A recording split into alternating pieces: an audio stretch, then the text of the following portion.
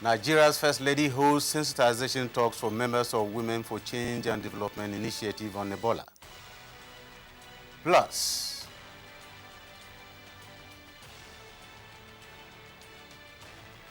NEMA distributes relief materials to 12,000 displaced persons in Borno State.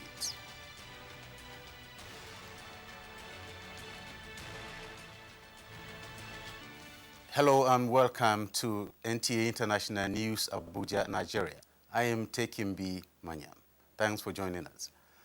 A world-class medical facilities and diagnostic centers would be set in each of the 6 geopolitical zones of Nigeria. Headed by Tony Elumelu, the Ministerial Committee on Establishment of World-Class Hospital met with President Jonathan at the Presidential Villa. State House correspondent Shegun Lawole reports on this and other engagements of the President. The Ministerial Committee, led by Tony Elumelu, met with the President to fast-track the setting up of the 6 world-class medical facilities and diagnostic centers in the 6 geopolitical zones of the country. This is in view of the significance of a healthy workforce to the development of the country. The committee also updated the President on the journey so far, as it intends to see how the committee will work with the government to see to the completion of some of the ongoing hospital projects across the country, put at about 84. Our intent is to see how this committee, working with its government, can help to bring closure in terms of completion to all these hospitals so that our people will stop traveling to India, other South Africa, and other places for medical attention, medical care. As the private sector invests more in the health sector, the Ministerial Committee urges the National Assembly to pass into law the National Health Insurance Scheme Bill. That will unlock a lot of opportunities in the health sector that will provide a much needed effective demand of funding that will help the sector to take off. President Jonathan also granted a farewell audience to the outgoing Cuban ambassador to Nigeria, Hugo Ramos Milanes. The president thanked him for his efforts in ensuring a cordial relations between Nigeria and Cuba and wished him well in his future endeavors. In the State House, Shegun Lawole, NTA News. The presidency has described as erroneous the claim that Senator Ali Modu Sharif accompanied President Jonathan on his recent trip to Jamina as a member of his entourage. Presidential spokesman Reuben Abati stated this while addressing journalists on the accusation. State House correspondent Shegun Lawole again has these details.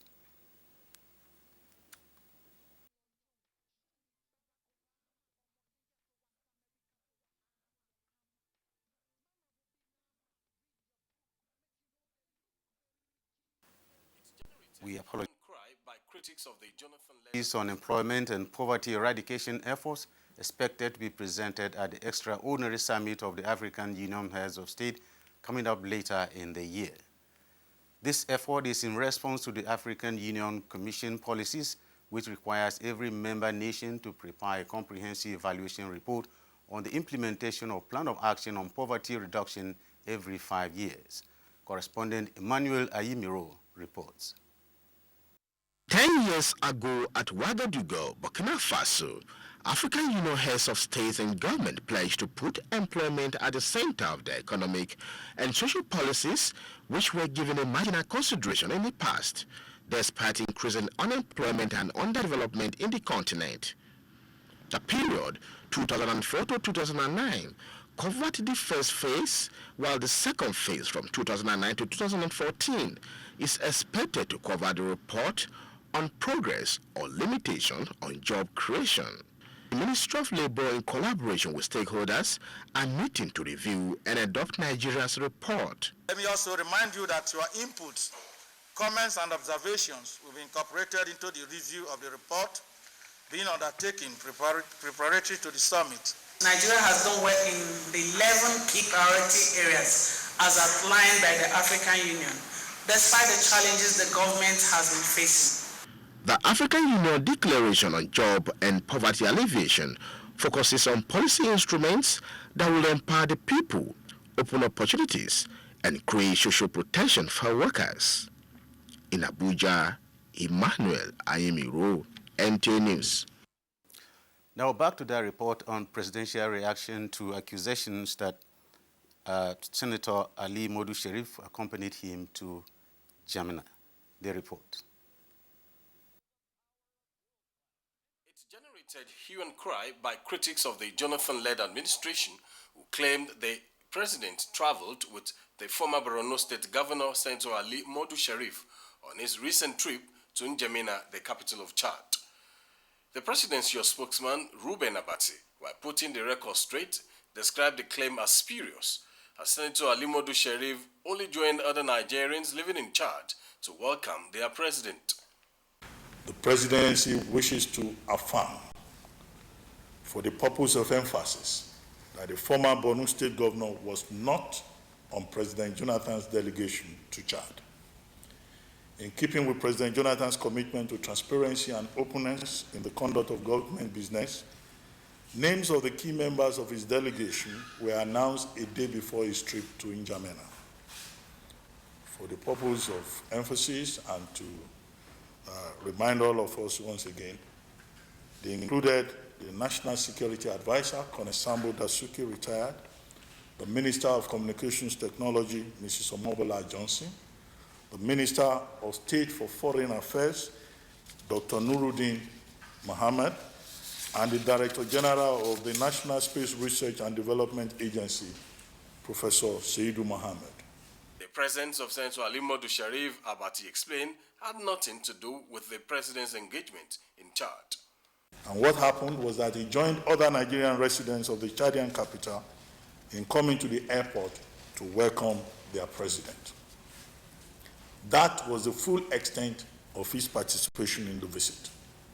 And it was also at the N'Djamena International Airport that the pictures, which formed the basis of the bogus allegation of President Jonathan hobnobbing with an accused sponsor of terrorism, were taken. The former governor's presence in Chad was certainly not at President Jonathan's instance, and he did not participate in any of the president's discussions with President Idris Deby Itno or his other engagements in N'Djamena. The president assured Nigerians that he would not willfully take any action that would prejudice the outcome of the wrongdoing inquiry on the allegation against Senator Ali Modu Sharif.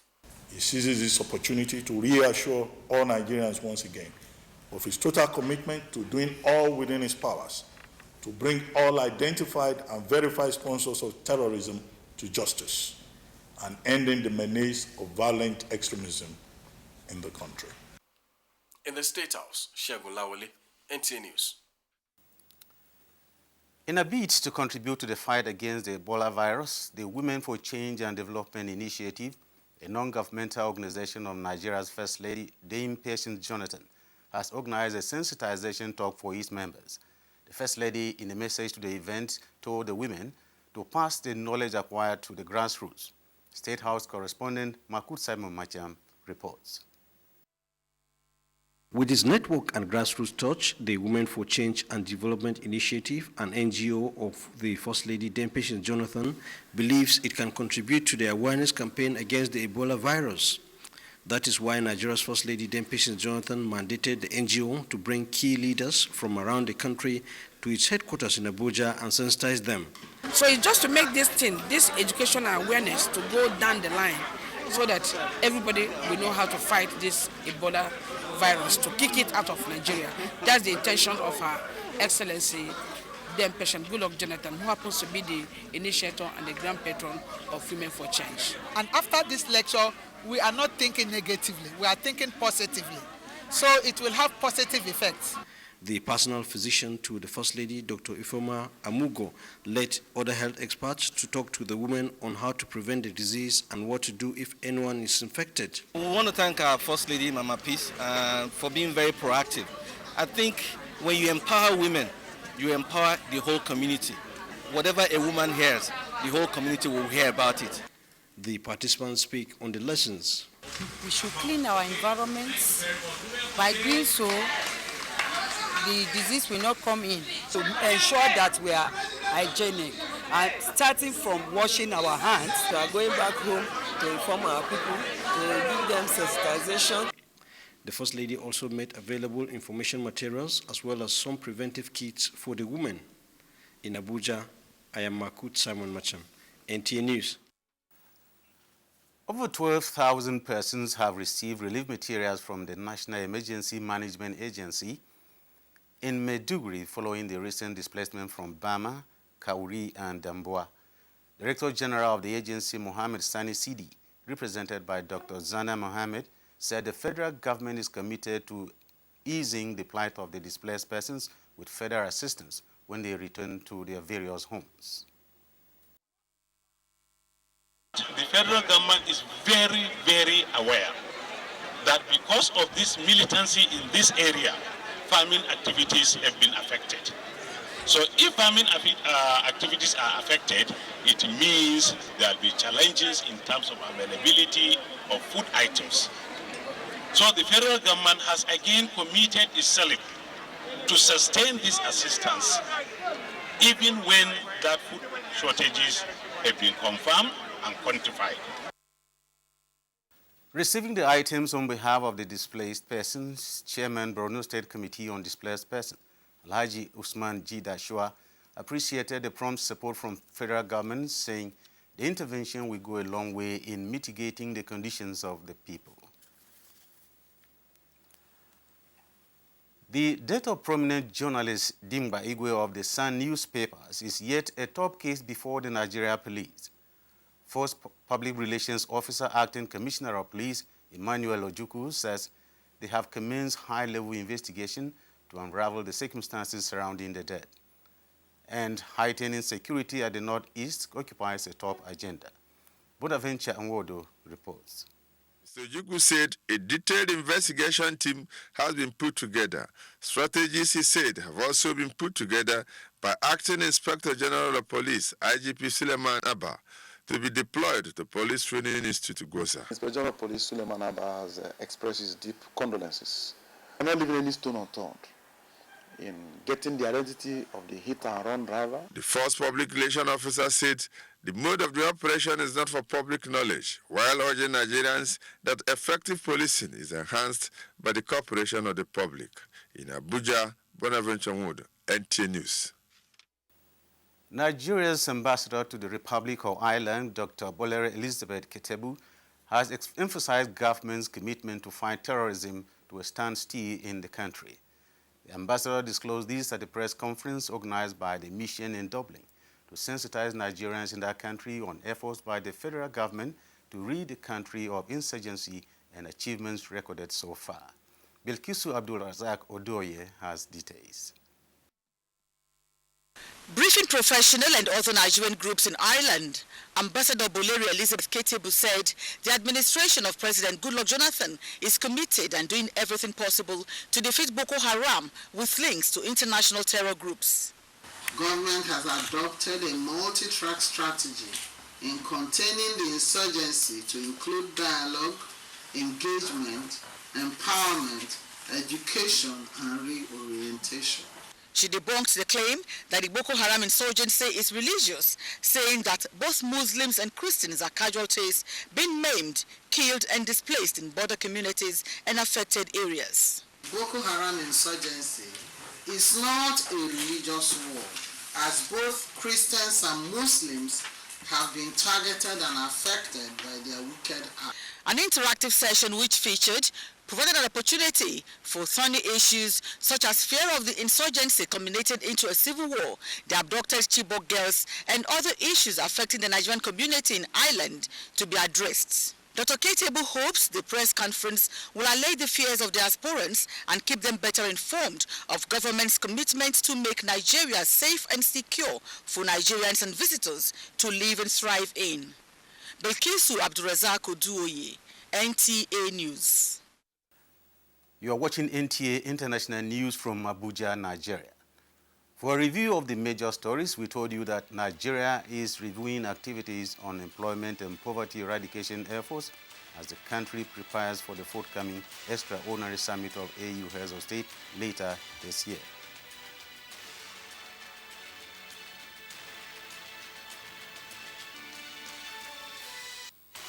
You also heard that towards contributing to the fight against the spread of Ebola virus, Nigeria's First Lady has organized sensitization talks for members of her NGO.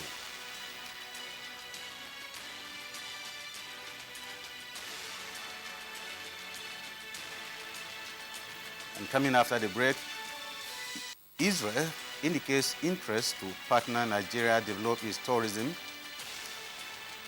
50,000 housing units expected to be delivered as First Act Phase 2 project commences. Stay tuned for details shortly.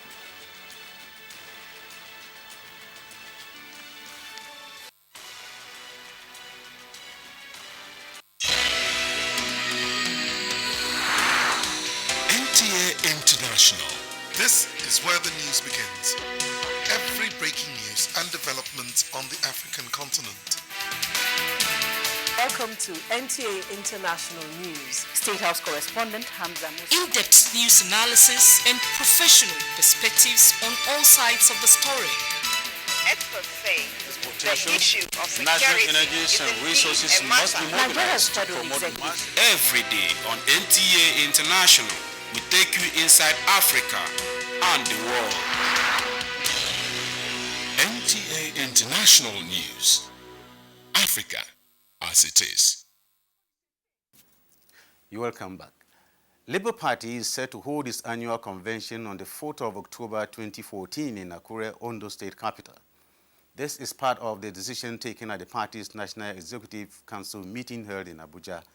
Kemi Fake reports that new Executive Council members of the party are expected to emerge at the convention.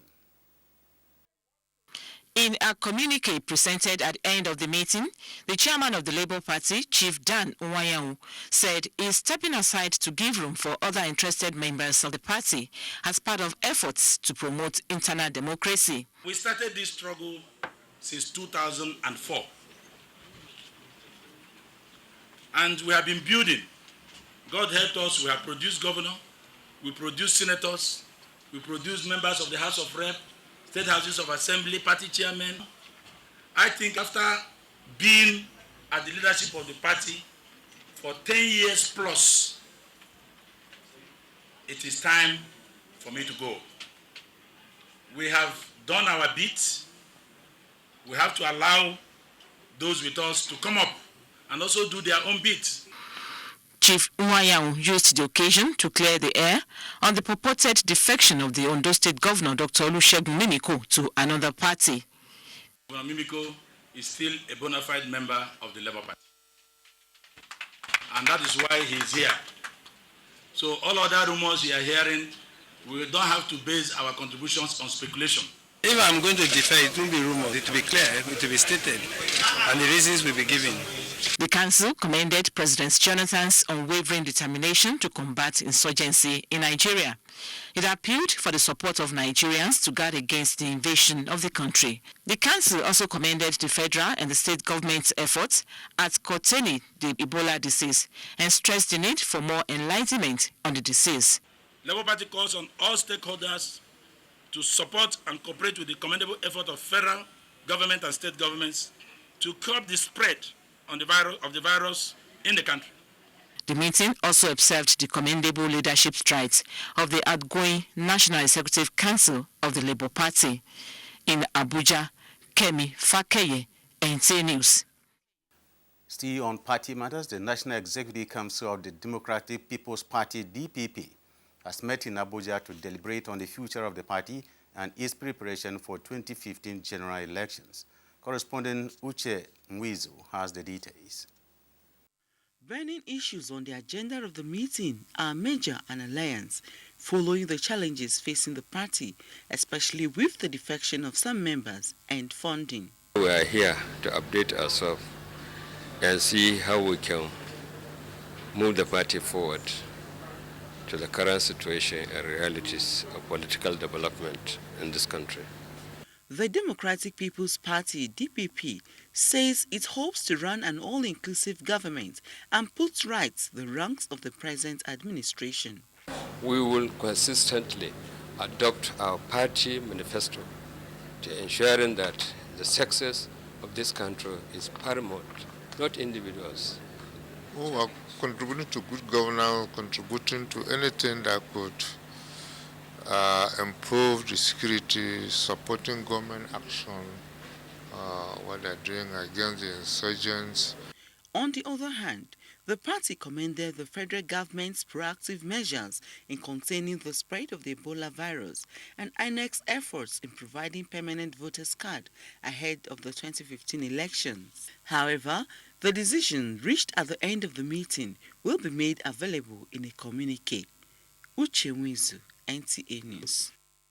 From politics to housing, about 50,000 housing units are expected to be delivered to the Nigerian government under the agreement for the concessioning of the reclamation and infrastructural development of Festac Phase 2, Lagos. This came to light when the Minister of Lands, Housing and Urban Development, Mrs. Akom Etim Eyakmi, signed the agreement with the Festac concession in Abuja. Phoebe Kabaruk has details.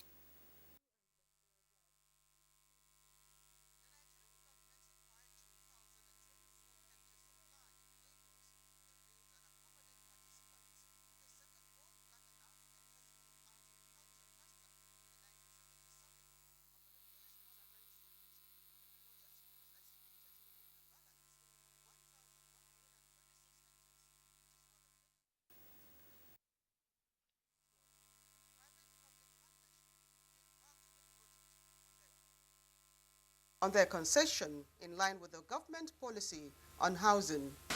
Government earnings from the project is estimated at 25.7 billion as premium for about 30 years of concession and an additional 150 million. We apologize for that mix-up. Israel has indicated interest to partner Nigeria in developing its domestic tourism. This was at a meeting between Director General Nigerian Tourism Development Corporation, NTDC, Salim Manefo, and the Israeli Ambassador to Nigeria, Uriel Paltry, in Abuja. Correspondent Oyinaya Kaluoka has details. Israel is known for religious tourism, with thousands of pilgrims yearly visiting the country despite the conflicts going on there. The Israeli ambassador to Nigeria, Uriel Paltry, who commended President Goodluck Jonathan for strengthening the relations between both countries, noted that Nigeria is blessed with numerous tourism potentials. The ambassador stated that the country has the potential of being one of Africa's tourism destinations, despite the conflict in some parts. I fell in love with your country. Your country is really a great country. I've already extended invitation to Madame to come to see and to tell the Israeli entrepreneurs why she invites them to Nigeria, why she wants Israeli investors to come to invest in Nigeria. The Director General NTDC Salim Banefo said tourism in Nigeria has contributed 4.0% to the gross domestic products, compared to other African countries like Kenya and South Africa contributing 12% and 8.9%. She promised to continue championing the development of domestic tourism. So in spite of their experience and the challenge of terrorism, which began almost 70 years ago, they have a success story, they have a best practice that we can emulate. Both countries have concluded plans to sign a memorandum of understanding very soon. In Abuja, Oyinaya Kalu Oka, NTA News. Now to foreign news. U.S. Secretary of State John Kerry arrived Saudi Arabia, meets with Arab and Turkey leaders on Islamic State. South African judge clears posteriors of premeditated murder. Details in our foreign segment. Secretary of State John Kerry is in Saudi Arabia for a meeting with Arab leaders. The meeting will, among other things, press on Arab leaders to support President Obama's plan for a military campaign against Islamic State militants, including help with greater overflights for U.S. warplane. And to Prince Saud Al Faisal, Foreign Minister, for their hosting this meeting today. It's a very important meeting, and we very much look forward to our discussion. Kerry is on a tour of Middle East to build military, political and financial support to defeat the militants. South African Judge Thokozile Masipa says the state has not proved that Oscar Pistorius was guilty of premeditated murder when he shot and killed his girlfriend, River Steenkamp, last year. Though the state had said Pistorius killed his girlfriend in a heated argument, the former Paralympic star argued he shot her in a tragic accident after mistaking her for an intruder. The judge said Thursday in a court that the submission simply made no sense. The state clearly has not proved beyond reasonable doubt that the accused is guilty of premeditated murder. There are just not enough facts to support such a finding. Track star broke down in tears as the judge read her verdict in the murder case. We now take a look at weather forecast for Friday and in major Nigerian and world cities.